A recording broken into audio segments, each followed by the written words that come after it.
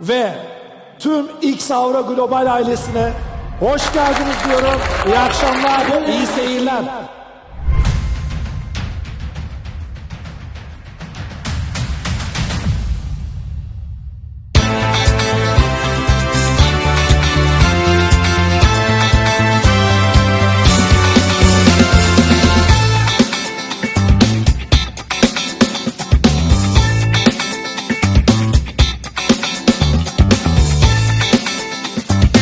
Başarılarla dolu birçok ilke imza attığımız bir yılı geride bırakmış olduk.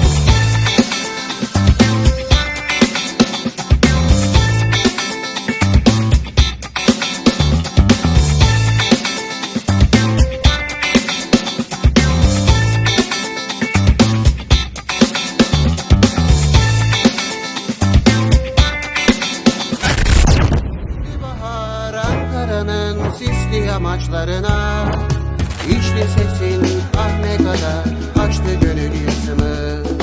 Her gören ağladı, kalbini bağladı dalgalı saçlarına. Her gören ağladı, kalbini bağladı dalgalı saçlarına. Söyledim aşkımı ben Ankara rüzgarına, söyledim aşkımı ben Ankara rüzgarına. Olmadı kaldı benim her hevesim yarıda.